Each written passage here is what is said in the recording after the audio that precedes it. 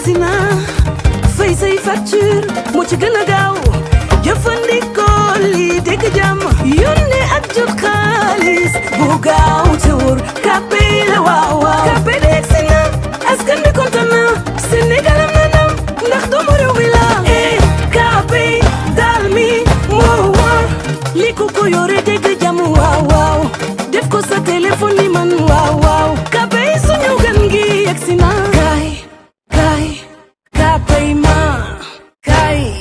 Kpay ma moom sa bopp moom sa alal yombalal sa dund. Pour la première fois au Sénégal, le dépôt est à 0 francs, le transfert à 0% et le retrait à 0 francs. Kpay ma ku ne xam ne ni yàlla daa bind te yemalewul am na ñu matal am ñu matlewul waaye ba mottali amee ba léegi kenn sonnatul buur kattan di produit 100% naturel sans effet secondaire ñu defare ko li nga xamante ni moo di petit cola bisaab ak jinjeer ñoo ngi jàppale leen ci seen wàllu kattan ak seen wàllu wërgu-yaram bu nekk jar na fi nguur ak keng ba ci kikirikiij waaye bii mooy seen buur di buur kattan ballonnement moo ci mën constipation faiblesse sexuelle diabète sinusite éjaculation précoce di joxe appétit sexuel teg ci itam day raxas sa biir ba mu set wecc wooteel gaaw ci 77 413 59 24 77 413 59 24 xar yëpp xar lañ waaye laadum da ciy gën te bu ñu nee góor ngóoraa tax.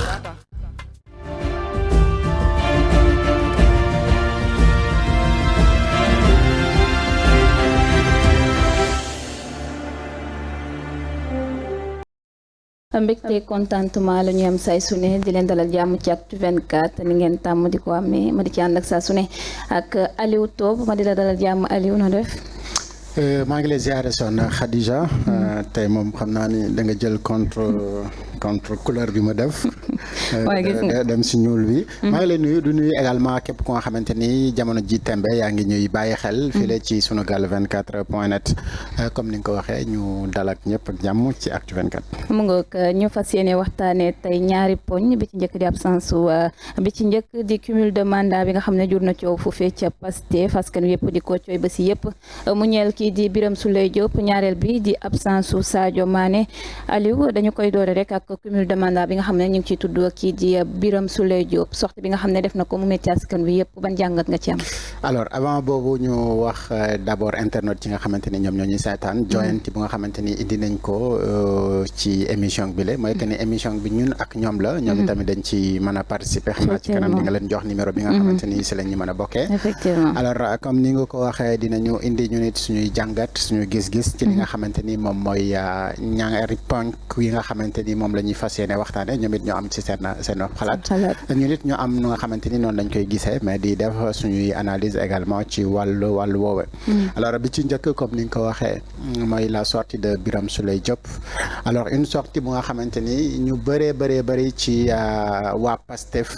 bokk ñoom ànduñu si moo tax sax d'ailleurs si seen titre bi ngeen def les voix dispersées donc ci ñu bëri ci ni ñuy waxee bokkul ak ñeneen ñi nga xamante ni noonu lañ ko gisee alors man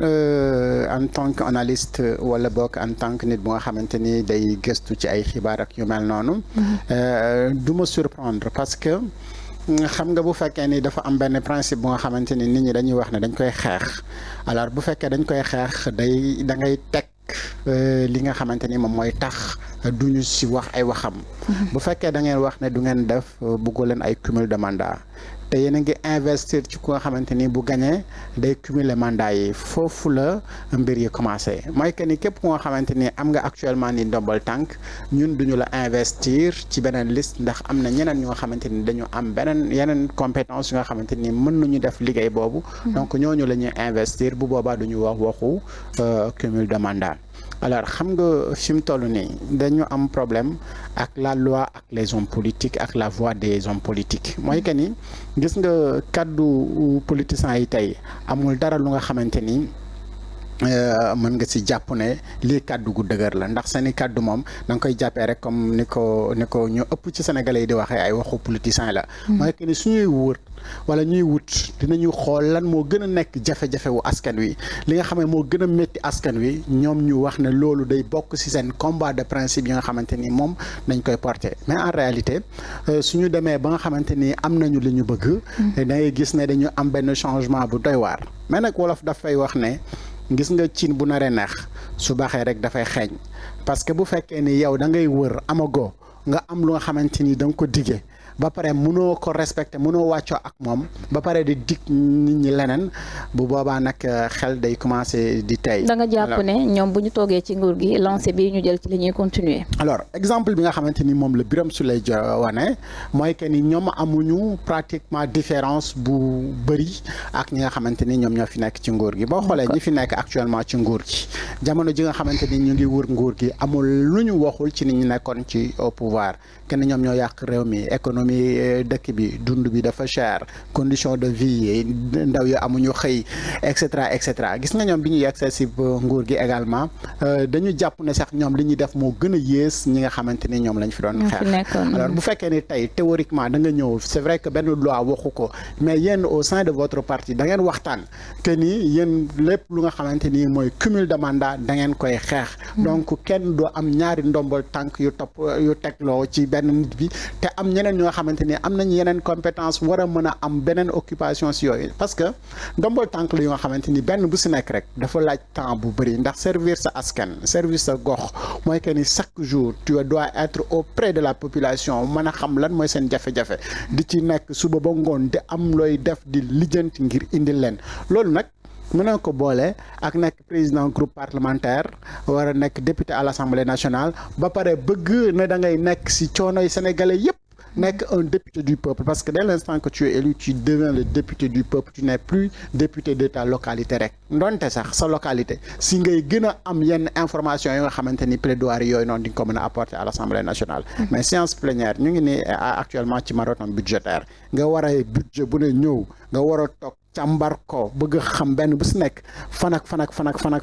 fan la war a mën a jaar ngir joxe loolu je pense que ni loolu mënoo ko boole ak beneen ndombal tànk bu nga xamante ni dañ la ko jox ci benn localité moo xamante ni da nga war a nekk tout le temps auprès de la population pour nga mën ko def mais nag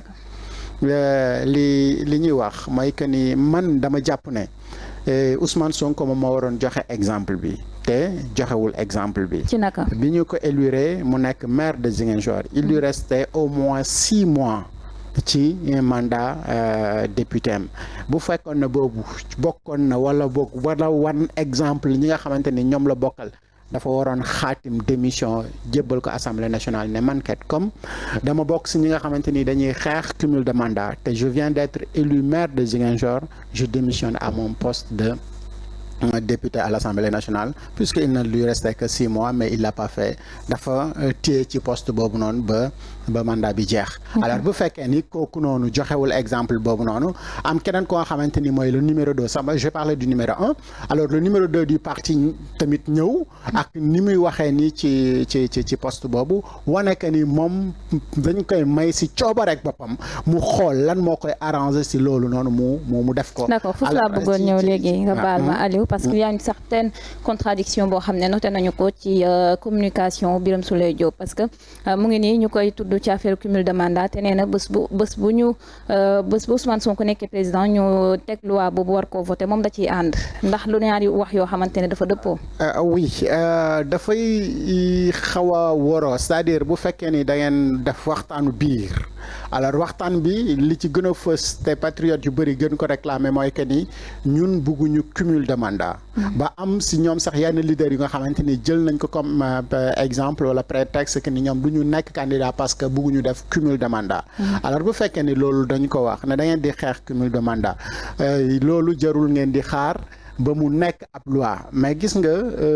la parole donnée dafa war a nekk tey dañu war a dem ba fexe ba parole boobu noonu buñ ko génnee ñu ne diw kat wax na te diw jooju bu waxee la mu wax daf koy jëfee loolu mooy tax nit ñi fonk la nit ñi naw la ba nga xamante ni lépp lu nga xamante ni yow da nga koy waxati suba ngir di dagaanoo baatu askan wi waa askan woowu noonu mën la jox baat bi mais ndax dañuy xaar ba 2024 Ousmane Sonko ñëw pour ñu mën a lii non moom moo waroon a faciliter ce travail là de Ousmane Sonko d'accéder au pouvoir mooy wane que ni ñoom kat du ñu accepter ñu def cumul de mandat dès à présent mu wane exemple bi bu boobaa day gën a yombal liggéey bi ak argument yi nga xamante ni dañ koy def ngir 2024 ñoom ñu mën a jot ci nguur gi. waaye li mu wax itam am na fu leer fu mu ko teg Aliou parce que nee na amul benn loi bu koy interdire fii ci Sénégal rawatina foofu ca Pastef.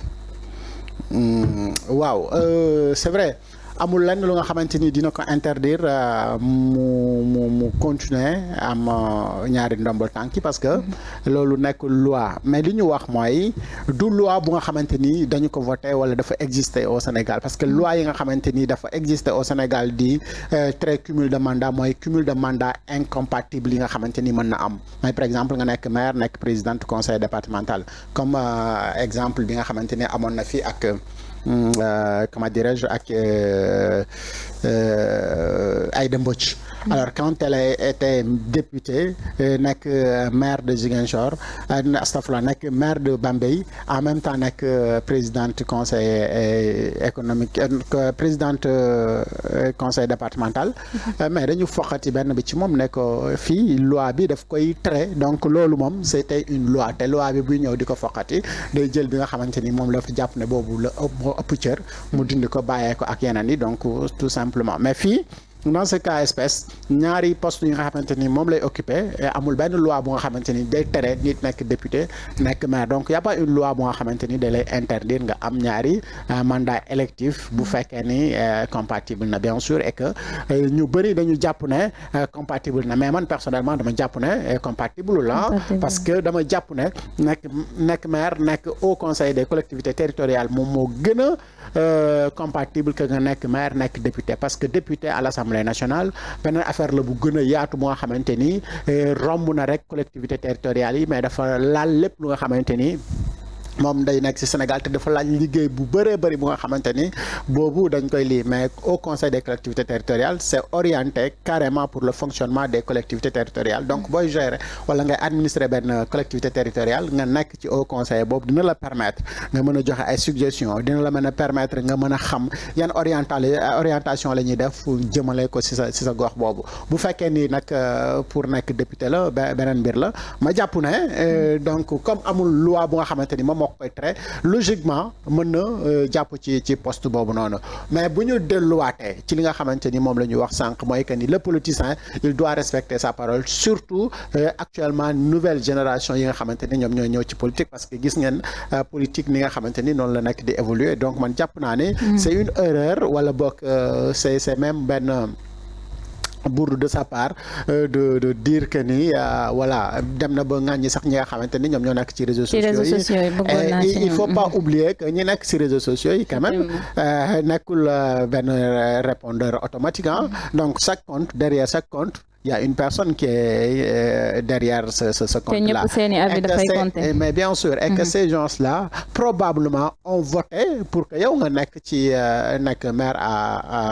ak fi nga nekk à loolu nekkul ci faveur am parce que dafa dem ba jur li nga xam ne moom la ñuy wax manque d'estime ci digganteem ak ñi nga xam ne ñoo di militants yeeg sympathisants yu Pastef. Bien entendu parce que waa Pastef ñu bëree bëri ci man ñi ma xam bokk ànduñu ci li nga xamante ni noonu la doxalee. Parce que li mu def noonu Pastef moom moo si jël un coup dur parce que justement dañuy wax ne ñoom ak ñeneen ñëpp ñoo yem te mën na bañ a ñàkk nekk loolu mooy que ni waa Pastef yëpp meluñu ni Birame Souleye comme Birame Souleye aussi melul ni waa Pastef yëpp mais bu fekkee ni moom mooy le numéro 2 parce que il n'est pas n'importe qui dans Pastef s'il est lui le numéro 2 et que tey jii nii ñu am lu nga xamante ni ñoom wax nañ ko ci seen biir parti et que moom mooy ki nga xamante ni respecté wu ko. Et tout à l'heure j'ai parlé du numéro 1 qui aussi a peut-être violé quelque part li nga xamante ni bu fekkee ne ñoom loolu waxoon nañ ko ci cumul de mandat mais moom joxewul exemple que ni moom day xeex cumul de mandat parce que wax naa sama njëlbéenu wax que ni il a été au moins maire de Ziguinchor et député au moins pendant 6 mois et que jàpp naa ne même lu mu gàtt pour joxe un bon exemple et waroon na mën a démissionner ci benn poste député boobu pour wane que ni cumul de mandat ñoom dañu bokk ci li nga ne xamante ni dañ koy xeex mais bu fekkee ni wane wuñ loolu noonu et parallèlement da ngay gis ne il y a un autre membre de Pastef Guy Marius Sagna il a démissionné de notre poste bu nga xamante ni dañ ko joxoon mais poste yi dayo yi bokkuñu parce que moom dañ ko woowoon pour mu liggéey ci benn mairie bu nga xamante ni mooy mairie de Dakar est-ce que moom Guy Marius Sagna boobu suñ ko éliroon maire localité am mu nekk encore député est-ce que dina bàyyi donc benn si ñaar yooyu noonu donc voilà les interrogations pour man question bi fi ñu ko waroon a régler ñoom dañu ko romb mooy que ni si investiture yi la ñu waroon a wax ne képp koo xamante ni déjà am nga benn mandat électif du ñu la investir parce que ñun dañuy xeex cumul de mandat donc ñëpp ñi nga xamante ni dañuy ñëw ñu investir leen dañuy nekk ay nit yu nga xamante ni du ñu nekk ñu am déjà ndombal tànk ba pare. di jéggalu bu baax sunu internet yi nga xam ne ñoo ñu seetaan jamono ji à travers Sunugal 24 ci problème technique yi nga xam ne am nañu ko moo doon leen mën a permettre ñu dugg daal di participer ci émission bi alors Aliou Top jamono ji lan moo waroon nekk taxawaayu ki nga xamante ne moo di Ousmane Sonko ci mbir mi. alors je pense qu'il est mal placé quand même il est mal placé pour mu wax ci parce que bokk na si ñi nga xamante ni ñoom ñoo choisir Birame Souleye pour mu nekk candidat ci élection législative yi bi mu nekkee maire ba pare donc xamoon na ne donc c'est un maire qui probablement sera élu pour être député alors bokk na si man li ma jàpp ñi ma jàpp ne proposé nañ ko pour mu nekk le président groupe parlementaire bu Yewwi Askan Wi à l'Assemblée nationale donc tu ne peux pas prendre autant de décisions si avenir politique gu benn nit et mu ne du bàyyi parce que effectivement mun na jàpp ne bu bàyyee la mairie dafay war askanam wala goxam bi nga xamante ni fa la dëkk fa la gën a am ay mbokk ñu wóolu ko jox ko benn mairie mu démissionné et bu démissionné également poste de député à l'Assemblée nationale mën na am également mu wor ay leader politique yu nga xamante ni ñoom ñoo ko choisir pour mu nekk occuper leen poste boobu noonu donc gis nga incohérence yooyu noonu ak li nga xamante ni moom moo am ak la main peut-être de Ousmane Sonko bi nga xamante ni moom moo nekk ci biir ba moom mu yegg fi nga xamante ni moom moo yegg donc loolu mooy tax il sera très mal placé pour mu mën a wax ci loolu et tout à l'heure fa bamtuwaat naa ko di ko bamtuwaat que ni lui aussi il n'a pas donné l'exemple bi mu nekkee également maire de Ziguinchor bu fekkoon ne bi mu nekkee maire de Ziguinchor dafa démissionné woon dans ce cas-là je pense que ni il serait très en l'aise pour mu mën ci wax et pour éviter tout ça pour ñu mënoon bañ a ñàkk a yegg fii nii bu nekkul woon candidat kon aujourd'hui on ne parlerait pas de cumul de mandat pour Birame Souleye wala ñeneen ñi nga xamante ni am nañ cumul de mandat nekk si seen biir. ki nga xamante ne nii moo di Birame Souleye Diop ñëpp gis nañ conférence de presse bi nga xam ne amal na ko te ca biir comme ni nga ko waxee léegi ŋàññi na ci ñi ci réseaux sociaux yi di wax ne ba ñuy def seen ay déplacement di def ay jéego kenn jàppalewu leen si waaye ndax conférence de presse bi mu def c'était une meilleure idée parce que gis nañu li ko ci fekk yëpp. oui je pense que conférence de presse bi idée bi taxoon mu def ko c'était vraiment pour faire un bilan mi-parcours ci mairim bon c'est quelque chose que je salue c'est vraiment une excellente idée bu fekkee ni dañu la dénk benn mbir nga dawal quelque ab diir def taxaw seetlu ne dama bëgg a càmbar waat li nga xamante ni moom laa liggéey bi ma ñëwee ci bopp mairie bi ak léegi alors bu fekkee ni loolu da nga ñëw nag dans la communication tu ne t'es pas préparé ci yeneen question yi et en un seul coup ñu poser la benn question te concernant après nga def benn bourde comme ni mu ko defee loolu mooy wan que ni maturité de gestion wala de préparation en communication Birame Souleye dafa des et que pour cela pour mu mën ko am il faut mu am ay communicants yu nga xamante ni dañuy nekk autour de lui à chaque fois mu war a def une conférence de presse wala un point de presse wala ak lu mu mënti def concernant la communication ñu wax ko ne ko di ak lii ak lii ak lii mooy am et probabilité yi nga xamante ni moom mooy am comme question yu nga xamante ni mën na ñëw ci lii la donc bu fekkee ne da nga ci war a répondre voilà la réponse à donner bu fekkee ni da nga bëggoo ci répondre voilà ce qu'il faut dire aux journalistes et cetera et dans ce cas-là dina tax nga am réponse bi nga xamante ni moom moo gën mais il faut pas oublier que la communication elle est évolutive donc mën na également continuer di liggéey ci wet googu ci communication am et puis préparer wu probablement ci lépp lu nga xamante ni sujet la bu nga xamante ni war na ko mën a benn bés bett comme question bu nga xamante ni daf ci war a mën a indi réponse yi mu préparer wu davantage pour avoir les bonnes réponses parce que la communication mooy li nga xamante ni Wolof Njaay sax da koy wax ku wax feeñ alors bu fekkee ni si sa wax la ñu bëri di am fu ñu lay catégoriser donc fexe ba nga xamante ni ngay waxee nga xoolaat ko loolu dafa am solo surtout si ñi nga xamante ni dañ leen jox ay ndombal tànk ñuy jiite wala ñu nga xamante ni dañu nekk ay leader d'opinion wala ñu nga xamante ni vraiment à chaque fois dañ leen gis devant la chaîne ñuy am lu nga xamante ni dañ koy def. d'accord ku xam Birame Souleye Diop xam proximité bi am digganteem ak njiital kuréelu Pastef gi Ousmane Sonko ndax jàpp nga ne sortie bi mu def ak taxawaay bi mu ci am ni dina am impact ci Ousmane Sonko parce que moom sax d'ailleurs la ñuy woowee le numéro 2 de Ousmane Sonko. oui naturellement dina ci am impact parce que boo xoolee qui se ressemble loolu la tubaab bi di wax. waaw léegi su ko defee ñi nga xamante ni dañuy nekk di xeex Ousmane Sonko. naturellement dañ koy bëgg a dëkkale wala boog moomale ko li nga xamante ni moom la Birame Souleye di wax wala ko def. parce que très souvent wolof ne naar bu ndaw la mu wax lu ne ca gàdd ga la ko déggee. et bu fekkee ni dañuy jàpp que ni donc lépp lu nga xamante ni moom mu ngi koy def ak mu ngi koy wax. Ousmane Sonko xam na ko te ñoom ñaar du ñu réeroo. donc ñaar ñu nga xamante ni du ñu réeroo xam nga dara warul réer seen diggante. alors moo tax ba bu defee benn mbir rek ñu bëri dañuy jàpp que ni Ousmane Sonko moom moo nekk derrière tout ça et que mën na bañ a ñàkk a nekk loolu donc c'est un coup bu nga xamante ni Ousmane Sonko dina ko mën a jël ci loolu. et naka la Ousmane Sonko di def ba nga xamante ni ci xelu ñenn ñi lu ñu jàpp que ni derrière tout ça donc y a la main de Ousmane Sonko parce que tamit day naqari nga seppi loxo Ousmane Sonko ci li nga xamante ni moom mooy ay action Birame Souleye parce que vraiment c'est son numéro 2 il n'est pas n'importe qui encore une fois ma répété ko dans Pastef parce que c'est le numéro 2 de Pastef bu Ousmane Sonko poussé woon tey jii mën nañu wax ne moom mooy nekk donc le leader de Pastef. ndax yoon la kon tey Ousmane Sonko génn def déclaration ci wàllu woowu.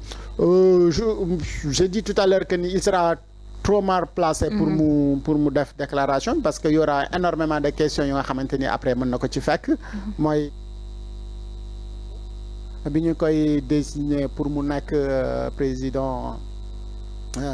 groupe parlementaire Yewwi à l'Assemblée ana Ousmane Sonko. Vous pensez que ni loolu yëpp dans tout ça Ousmane Sonko n'est pas au courant est-ce que nekkul Ousmane Sonko moom moo ko désigné donc puisque c'est le numéro 2 de Pastef et cetera et cetera et que am na taxawaay bu nga xamante ni Pastef daf ko waroon a am ci coalition boobu noonu donc en réalité c'est que Birame Souleye proposition wu Ousmane Sonko la parce que Ousmane Sonko il n'est pas également n'importe qui dans cette coalition de Yewwi Askan Wi donc boo xoolee pratiquement proposition moom la gars yi gën a primé que yeneen proposition yi donc si aujourd'hui Birame Souleye est devenu président du groupe parlementaire de Yewwi Askan Wi mais naturellement il y a la main de Ousmane Sonko. Alors maintenant loolu la Birame Souleye war a def ba gën a mettre en l'aise Ousmane Sonko ci prochain sortie yi ak yeneen argument yi nga xamante ni war na ko mën a def dans le cumul des mandats loolu moom mooy fondamentalement question bi nga xamante ni Birame Souleye war na ko essayer résoudre ko ba nga xamante ni son leader sera très en l'aise pour parler de cumul de mandats mais aujourd'hui Ousmane Sonko sera très mal à l'aise de parler de cumul de mandats parce que ci biiram ci boppam am na ñu nga xamante ni non ñoom nanguwuñu ne duñu ñoom xeexuñu cumul de mandat yi et que bu ñu xeexulee cumul de mandat yi seen leader donc théoriquement mënul toogati di wax sénégalais yi ne ñoom bu ñu yegsee ci nguur gi dañuy xeex lu nga xamante ni moom mooy cumul de mandat je dis non. d'accord Aliou Top rapidement ñu tëj pàcc bu njëkk boobu bu fekkee am nga dernier mot boo ci sànni ñu daal di dugg ci absence su Sadio Mané ci biir coupe du monde bi nga xam ne mu ngay amee Qatar atum ren. peut-être si sujet boobu noonu mooy la parole d'un politicien au Sénégal ak les lois c'est devenu des problèmes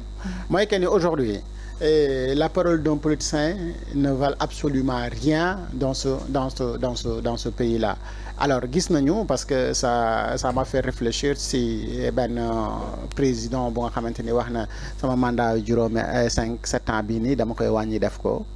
5 ans. France daal di xideen mën nañu nangu que ni c'est une loi peut-être qui est venue moom moo fi jaar mooy conseil constitutionnel. mais ñu yàgg fi gis politicien bu nga xamante ni lam ñuy wax ak la muy def bokkul politiciens yu nga xamante ni dañuy génn di wax sénégalais yi lu nga xamante ni gëmuñu ko et loolu bu ñu demee ba mu yàgg alors te chaque fois. moo amee benn loi bu nga xamante ni teg nañu ko ci réew mi ñoom politiciens yooyu noonu ñoom ñooy njëkk ñëw di ŋàññi comme ñoom mënuñu respecter seeni parole nga la waaye dama leen di ñaan ñooy respecter suñu loi yi c'est aussi simple que ça comme ils peuvent pas respecter leurs paroles ils n'ont qu'à respecter les lois du pays aussi simple que ça comme ñoom ñooy ñi nga xamante ni ñooy gën a ŋàññi les lois duñu ko respecter di ko violer tout le temps te duñu respecter seeni paroles nañu fexe ba bu loi taxawatee ñoom seen baat bu mu jóg. D'accord. ni ñu ko waxee woon ci njëlbeen li premier point bi moo nekkoon noonu deuxième point bi mu ngi soxal rek absence su Sadio Mané ci équipe nationale bi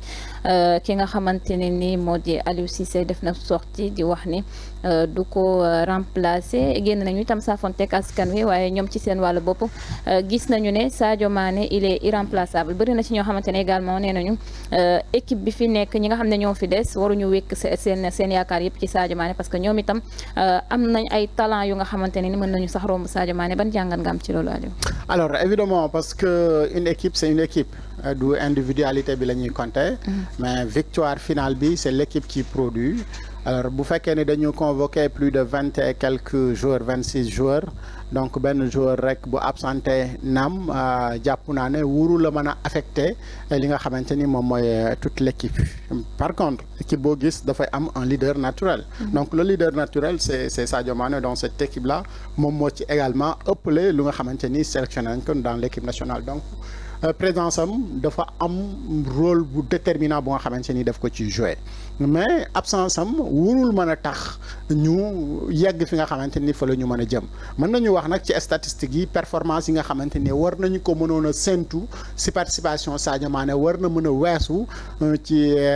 fi nga xamante ni moom mooy performance yi nga xamante ni moo war nañ ko mën a am mais même rôle bi nga xamante ni moom lay jouer ci biir terrain bi mais naturellement ak le coach Aliou Cissé mën na teg tactique yu nga xamante ni temps de jeu bi ak efficacité am et cetera loolu mën na tax ba du feeñ maa ngi gis benn jour benn Malien sax mu ngi doon expliquer na 20 minutes de Sadio Mané sur le terrain ça suffit pour ñu gagner un match un homme comme ça boo ko perdre naturellement daf lay metti et puis c'est le numéro 2 donc du Ballon d'Or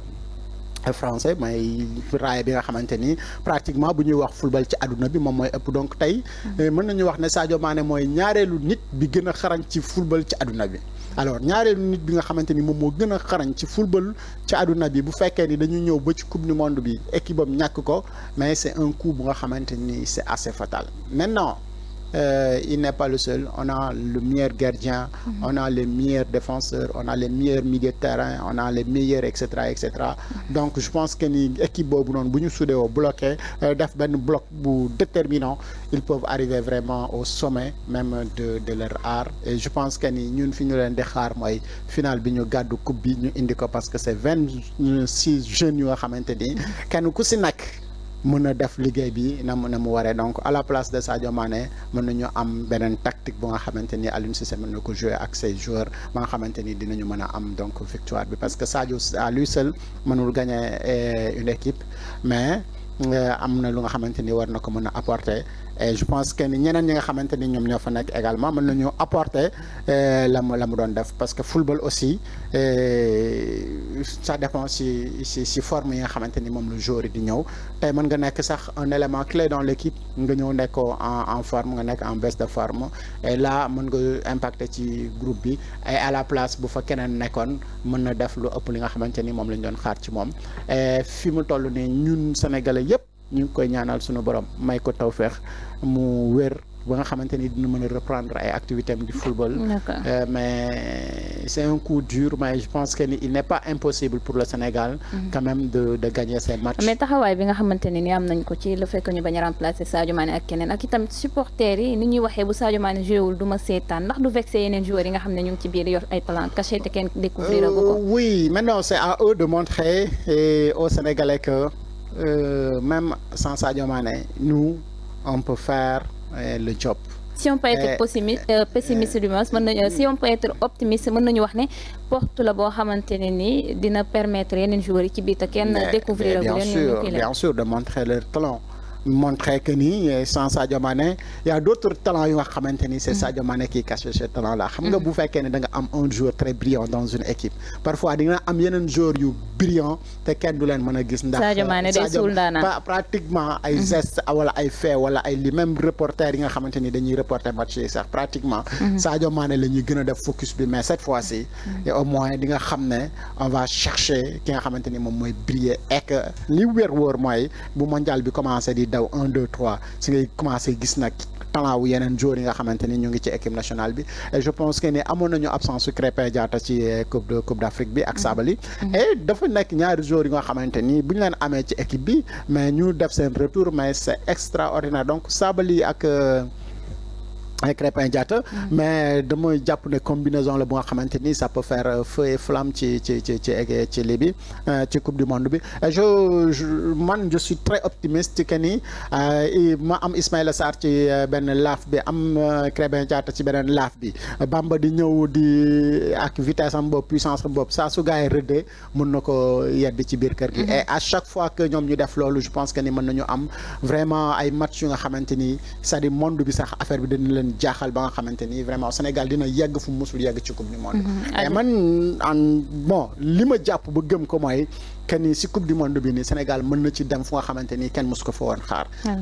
d'accord mu nga Aliou Juma mu ngi lay xaar du ma la tënk lu yàgg d'autant plus que technique bi dafa am problème ba internet yi mënuñ dugg konoon waxtaan wi day gën a yaatu ma bàyyi la nga joxe sa dernier mot ci absence su Sadio Mané bu ko defee ñu daal di tëj émission bi waaw di la sant di gërëm di sant également di gërëm ñi nga xamante ni après dinañ seetaanaat fi vidéo bi ak ñi nga xamante ni ñu ngi koy seetaan malheureusement que techniquement ñoom mënuñu woon bokk ci émission bi mais di leen xamal ni chaque jour à partir de 11h donc mën nañu scotché wu xaar émission bi nga xamante ni moom moo leen di permettre sujet yi nga xamante ni teg nañ ko ñoom ñu dal di participer ci émission boobu di la sant di la gërëm di sant képp ku nga xamante ni yaa ngi doon seetaan Sunugal 24 mu ngoog lépp lu nga xam ne rek soxal na askan wi am ngeen ci seen mot à dire bokk ngeen ci waxtaan wi désormais ndax saa suñu xëyee ba 11h jotee man ak Aliou Top dinañ leen fi teewal ubbi ligne bi ngeen di jokkoo ak ñun di joxe seen ay xalaat ci sujet yi nga xamante ni dañ ko andi ngir waxtaanee ko Aliou ma di la jaajëfal yow itam di jaajëfal internautes yi ñu doon seetaan à travers Sunugal 24 di leen jox dig daje ëllëg incha allah.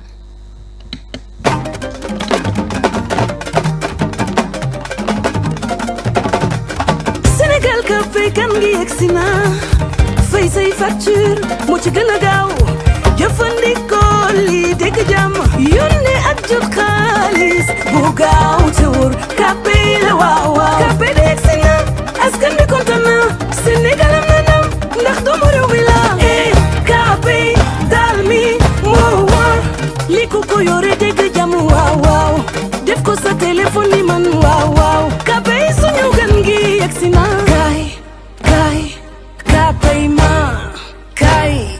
Kpay ma